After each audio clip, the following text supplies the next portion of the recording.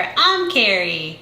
Have you ever gone to make dinner and all you have is frozen meat? Oh no! Happens to me all the time. Well, no need to go out to dinner or call a food delivery service. Instead, you can put your Instant Pot to work. That's right, with frozen meat. Let me show you how to do it. Step 1, break out your Instant Pot. Step 2, put your trivet in there.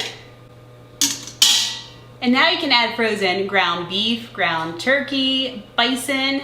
Today I'm using ground turkey. It is completely and totally frozen. As I make this, I'm going to show you how to use the Instant Pot so you don't have to be scared. I used to think this would blow up and I was very scared of it. But now I'm okay. And you will be too. So get out your frozen meat. If it's hard to get it out of the package, let it sit in warm water for about 10 seconds. I will wash my hands very thoroughly after touching this raw meat. I just place it right in here. The meat's in there, and now you can add 1 cup of water. You can actually add the cup of water before you put the meat in. It doesn't really matter. Okay, we are all set with our meat inside. Go ahead and put your lid on. Hear that sound? Now you need to give it a little twist. It's in place. And there's this little valve back here. There's 2 options, venting and sealing. We want to seal it up, so just slide it onto sealing.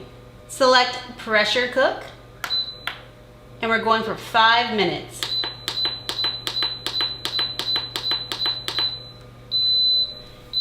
When you hear it beep, that means it's starting to pressurize. It will do that for about 10-15 minutes, and then it will cook for the 5 minutes. Quick note, this automatically selected keep warm. I don't want to keep it warm, so I just turned that right off. We are cooking this meat on high pressure.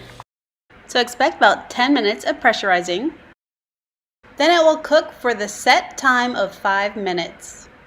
Our Instant Pot just beeped, so it is all done. This recipe calls for a quick venting, so that's what I'm doing right here. Notice I was wearing an oven mitt when I did that, just to be safe in case any of the steam hit my hands. You can also let it self-vent for about 10 minutes and then you're good. Just wait for that little red pressure gouge to drop. Since the pressure gouge has dropped, all the steam is out. You can now twist it. And it easily opens. Not too bad. Okay, so here's how the meat looks. I'm going to go ahead and remove it. I'm getting a little steamy here. I'm going to, with cooking mitts, dump the water and then put the meat back in there. So our meat is back in here. There's no more water and it's only partially cooked.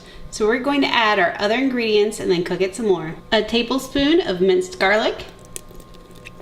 1 tablespoon of ginger. Now fresh is preferred, but my store did not have it. 3 tablespoons of honey.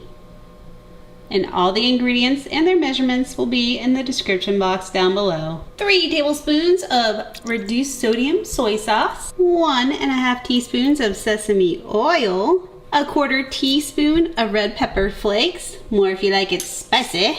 And a dash of black pepper. And press the saute button to continue cooking. I then use my Good Cook meat chopper, which is awesome. I'll link it down below, to break apart the chunks as this is sauteing. And then add shredded carrots. I'm adding about 1 cup. So we are done. We just need to add some to lettuce wraps. So this is a pretty quick, easy, and healthy dinner. I hope you enjoyed it. If you want to see more Instant Pot meals, let me know in the comments down below and I will see you in the next video. Smells delicious.